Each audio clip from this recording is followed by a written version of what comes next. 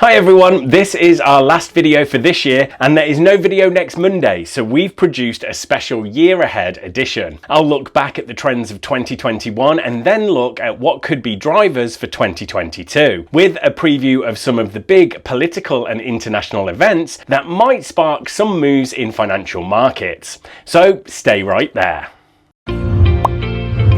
GKFX Prime presents the week ahead. Specifically in Forex markets, the dollar was the big winner of 2021. With US inflation rising and the unemployment rate coming back down, traders correctly positioned themselves for Fed tapering. The Japanese yen was among the weakest as traders exited haven trades, but the euro didn't fare much better thanks to a relatively dovish ECB. The pound had a good year as part of the global reopening trade, except versus the US dollar. The Aussie and New Zealand dollar are still well up from lows of 2020, but spent much of the year unwinding some of those big 2020 gains. Elsewhere, it was another massive year for stock markets. At the time of filming, the S&P 500 is up 27% this year, while France's CAC is up 25%. It was good, but not so good in the UK and Germany, which saw the FTSE 100 rise 11% and the new DAX 40 index up 13%. The odd man out was Hong Kong and China, with the Hang Seng finishing the year down 16%. The story of 2021 for stocks was a massive rebound in corporate earnings as economies reopened, but the yearly comparisons won't be as favourable in 2022.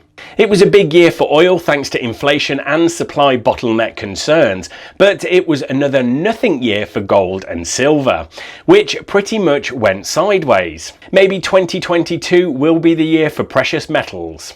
More generally, I think most will agree it was a really epic year for trading. Enthusiasm for trading that began during lockdowns in 2020 spread in 2021 thanks to things like meme stocks, another rally in cryptocurrencies, and the ongoing bull market in equity indices. Next up, I'll run through some of the big events scheduled for 2022, but before I do that, please remember to give this video a quick thumbs up for the YouTube algorithm. Thanks very much. Right, so inevitably the biggest drivers of markets next year are likely to be things we don't know about in advance, but here are some of the important events to look out for anyway. Taking place on November the 8th, we've got US midterm elections. As a reminder, Democrats control all the levers of government in the US right now, but their control of Congress is very thin and could flip back to Republicans. If tapering goes according to schedule, the first Federal Reserve rate hike could come around July, but other mitigating factors could see it get pushed back later in Q3 or even Q4. Or if inflation really accelerates, it could even come sooner. Now, if ECB President Christine Lagarde is to be believed, there will be no ECB rate hike in 2022. But central bank forecasts aren't exactly known for their accuracy, and with inflation at a 10-year high in the Eurozone, it might still happen. Apple reaching a $3 trillion market cap almost happened in 2021, so it doesn't seem too far-fetched to think it could happen in 2022.